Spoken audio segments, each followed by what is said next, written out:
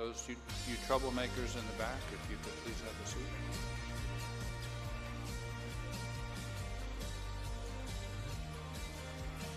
All right, why don't we go ahead and get started. Good morning, everybody. My name is Charles Skur, and for the next few days, I have the distinct honor of serving as the Executive Director of the Citizens Independent Transportation Trust. We, in collaboration with some wonderful partners, have been hosting this summit. It's been a two-day summit this year. We had, I think, some fascinating sessions yesterday. We started off with an opening general session emceed by Michael Putney that included Mayor Jimenez, BCC Chair Bovo, and Miami Gardens and League of Cities President Oliver Gilbert. Really substantive, challenging dialogue that I think has pointed the way that we have a lot of work to do to find the middle ground to regain that vision. We had a really fascinating presentation by Fast Tracks at lunch, and Marta Viciedo chaired a wonderful livable communities transit-oriented development session in the afternoon. Today, I think, promises to be even better. The Honorable Dennis Moss has agreed to be our MC this morning, as well as moderate our first panel, which is going to be about innovative best practices worldwide in terms of transit funding. And we're going to follow it up with our transportation partners for a Where Are We Now, Where Are We Going session. I did want to take a point of personal privilege and recognize the very Honorable Maurice Ferre. Thank you very much for coming, sir.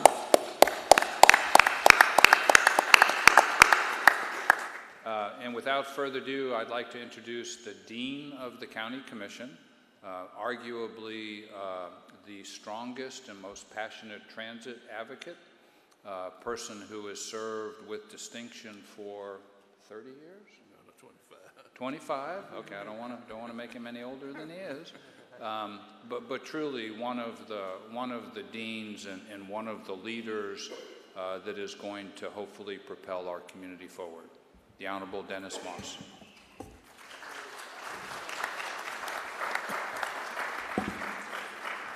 Good morning. Good morning. Charles, thank you so much. And Charles is going to be leaving us. And he has really been the driving force behind these summits over the last few years. So let's give Charles Skur a big round of applause and thank him for all of the great work that he has done on behalf of this community. You know, at the 2015 summit, Philip Washington, who at the time was the general manager of Denver's Regional Transportation District, was our featured speaker. And he started talking about the need to think big and comprehensively about your plan to expand transit in your area. He spoke about how they tackled their multi-chord expansion, one of the largest in U.S. history. He spoke about having to be creative in tackling the Achilles heel of most transit expansion plans, and that is money, moolah, dough, dineros, bucks, in other words, funding. And funding that is different than what we are traditionally used to. He talked about the need to fund today's transit expansions using a lasagna approach. In lasagna, you take cheese and meat sauce and sausage and spices and pasta, and you mix it, you bake it, and you wind up with a great dish. And what we realized is that we needed to create our own lasagna, including federal funds, state funds, local funds, P3s, private development deals, and also TIFs. And we also realized that we could do it because Denver was an example. That day there was an epiphany, a paradigm shift in this community, a realization that we too could come together and move forward on our promises for transit expansion throughout the county. And so we decided to pack up a bunch of our elected officials and civic leaders and go to Denver and learn more about how they were moving forward on their multi-corridor expansions. This was the start of the SMART plan. What was interesting is that by the time we went to Denver, Philip Washington had been such a great cook in Denver that he was hired away to run the transit kitchen in Los Angeles. And so we are here today as we continue on our quest to expand our transit system. Helping us to continue on this journey is a panel of experts who will be speaking to us this morning on their ingredients that will help make up our transit lasagna. Today on the panel, we have Mr. Sasha Page. Let's give him a big round of applause. Eric Singer, let's give him a big round of applause. Kieran Bowers, let's give him a big round of applause. Our first speaker is going to be Sasha Page. Sasha Page is Senior Vice President for Finance at IMG Rebel, an infrastructure advisory firm located in Bethesda, Maryland, with affiliated offices in the Netherlands. IMG Rebel specializes in innovative funding and the management of infrastructure facilities. Mr. Page has over 2 decades of experience advising on public-private partnerships, finance and development of bus and bus rapid transit, light and heavy rail, parking, and other highway infrastructure. He has advised on a number of projects and programs for transit and other agencies, including in Chicago, Boston, Dallas, Denver, Los Angeles, Miami, Raleigh-Durham, San Francisco. Mr. Page is a member of the Transportation Research Board's Revenue and Finance Committee and the American Public Transportation Association's Finance, Public-Private Partnerships, and High-Speed Rail Committees. So without further ado, please give a warm round of applause to Sasha Page.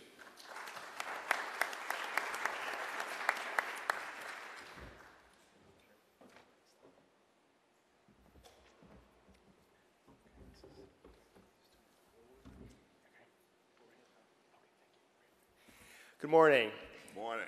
Thank you very much for having me here, and I appreciate the opportunity to give you a bit of an overview of what's happening in other parts of the U.S. For projects and agencies using innovative finance and some public-private partnerships. And I'm hoping that what I have to say will complement the rest of the panel. First of all, what you see on the screen, as the Commissioner mentioned, is a picture of the Denver Union Station. This is really one of the major examples of a great innovative finance project for rail and transit, and I'll talk about that shortly. This is a schematic, but what you see in the picture has happened. It's a renovation of a old Union Station that was basically abandoned. It's a $500 million project that now serves intercity rail, commuter rail, light rail, buses, taxis, and transportation network companies. And again, while it's a schematic, all those new buildings, condos and residential areas and office buildings have been built and really are one reason why downtown Denver is being revitalized.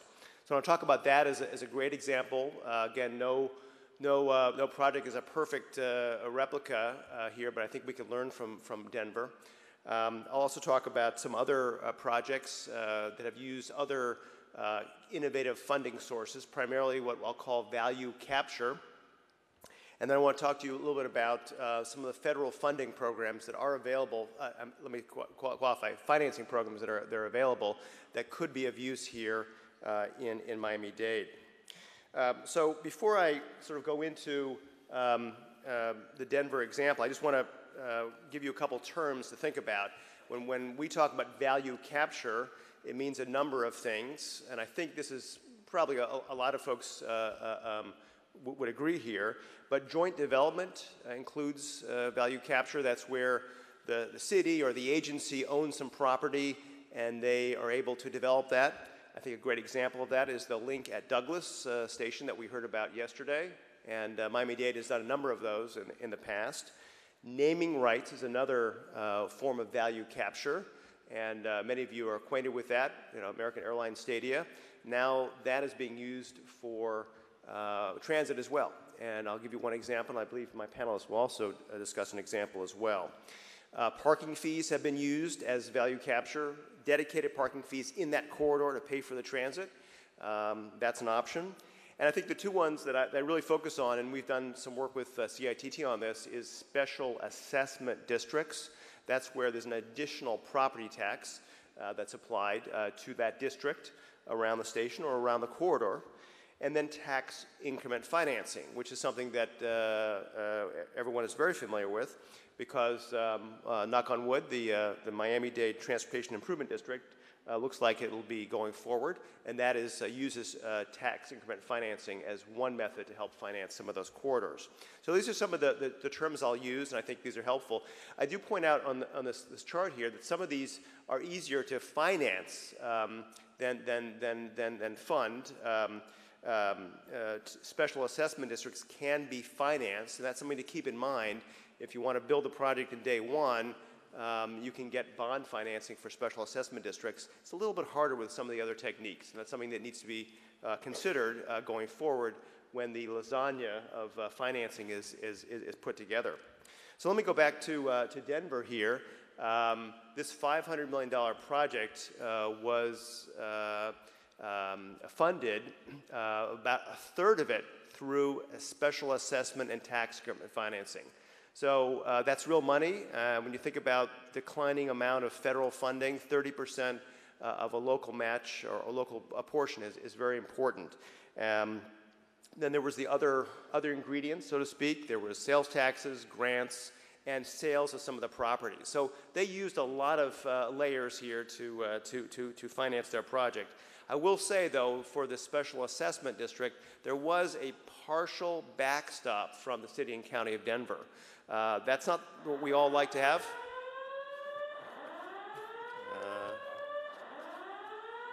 Should we?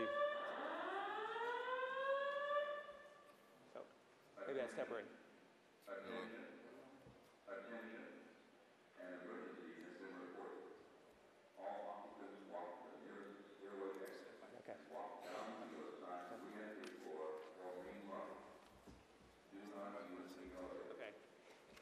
We're told to stand by for a second. Okay, we're going to go. Good, we're going to go. We're going to